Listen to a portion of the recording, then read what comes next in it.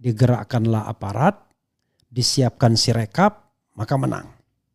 So easy.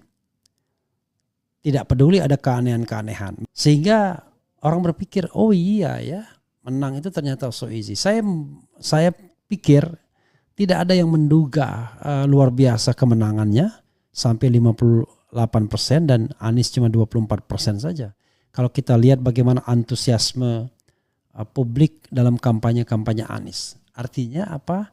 Gerakan di bawah jauh lebih penting. Gerakan senyap dibandingkan kampanye politik. Nah itu yang kemudian saya pikir ya dipahami oleh Surya Paloh. Karena ke depan akan ada pilkada. Kalau dia bersikap frontal terhadap kekuasaan, maka sangat mungkin nasibnya akan sama. Pilkada pun akan begitu. Nanti kalau koalisi Prabowo Jokowi ini masih terus, ya, maka dalam pilkada itu tinggal di sketch, dikasih skema mana daerah-daerah yang mau dikuasai. Maka politik gentong babi akan muncul kembali, ya. Siapa yang didukung maka karung gentong babinya itu akan menyesuaikan. Kalau yang didukung hijau, hijau, yang didukung putih, putih dan lain sebagainya. Kalau sekarang kemarin kan biru, biru semua, termasuk di DKI. Artinya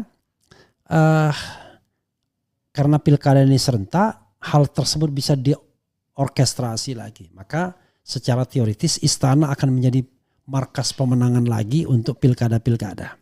Tinggal berbagi koalisi istana ini siapa saja yang mau dimenangkan.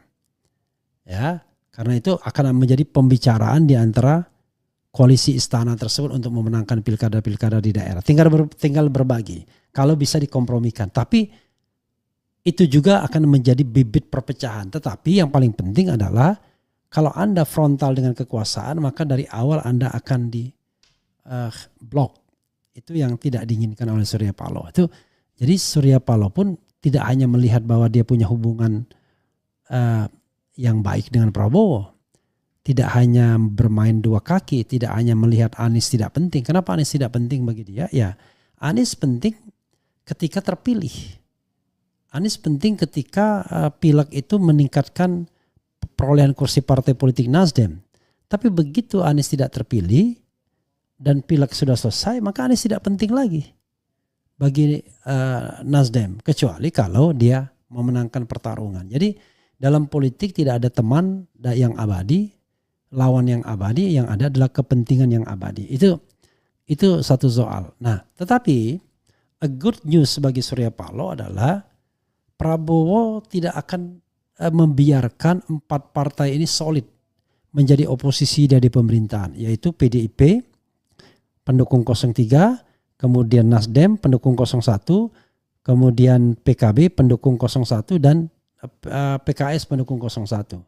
Karena suara mereka akan menjadi mayoritas di parlemen, yaitu 300 kurang lebih ya, kalau memang hitungan-hitungannya benar 300. Dan itu akan menyulitkan dalam setiap pengambilan agenda kebijakan, walaupun tetap saja bisa ditorpedo dengan suap, dengan pemberian dan macam-macam termasuk dengan ancaman.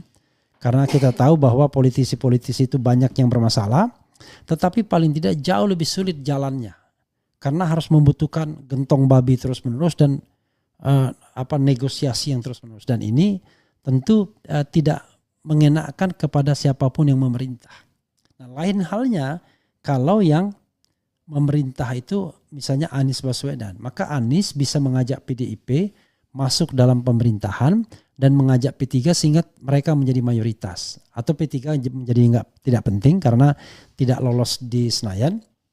Maka suara 300 ini bisa dipertahankan dan itu cukup untuk memerintah. Demikian juga Ganjar, kalau seandainya dia menang, dia bisa mengajak kubu 01 untuk berada dalam pemerintahan dan meninggalkan kubu 02. Jadi sobat era sekalian, ada hitungan-hitungan seperti itu yang menurut saya akhirnya yang mempertemukan kedua belah pihak ini. Jadi Surya Paloh butuh, kemudian Prabowo butuh. Karena rupanya di Indonesia kalau Anda menjadi oposisi maka jauh lebih sulit karena resources akan tertutup dan dengan pemilihan kepala daerah dan terutama pemilihan presiden yang makin canggih.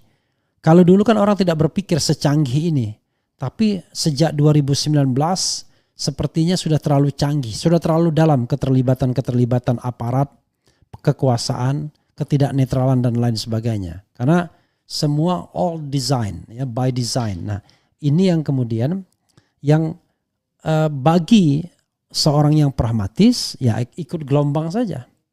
Tapi bagi seorang yang idealis ya ini menjadi tantangan bagaimana membuat politik atau demokrasi kita lebih menjadi normal kembali atau menjadi normal. Kalau kembali saya tidak tahu apakah pernah demokrasi kita normal. Demokrasi tanpa gentong babi ya, demokrasi tanpa uang, tanpa money politics misalnya.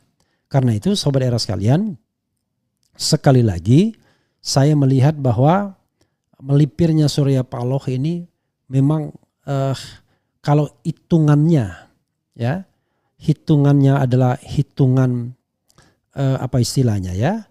Kalau hitungannya itu adalah hitungan pragmatisme politik, keuntungan politik, maka jalan seperti ini jauh lebih landai dibandingkan kalau tetap berada di kubu oposisi. Karena kalau berada di kubu oposisi tidak jelas. Toh Anies bukan orang Nasdem. Caimin bukan orang Nasdem. Nasdem tidak memiliki saham apa-apa kepada kedua orang tersebut secara langsung. Nasdem dalam tanda kutip berbaik hati untuk meminjamkan kendaraan buat Anies terutama. Dan kemudian menggandeng Muhaimin. Kalau kendaraan tersebut menjadi emas, maka mereka terus akan ikut. Tapi kalau kendaraan itu tidak menjadi emas ya sudah dibuang saja. Maksudnya kalau calonnya menjadi emas ya, kendaraannya tinggal ditarik kembali. Toh kendaraan itu milik Nasdem. Jadi sobat era sekalian, dalam konteks seperti ini memang jauh lebih mudah kalau berada di posisi pemerintahan. Jadi memang pragmatisme Golkar sepertinya akan diambil oleh Nasdem juga. Karena Nasdem tidak punya pengalaman beroposisi.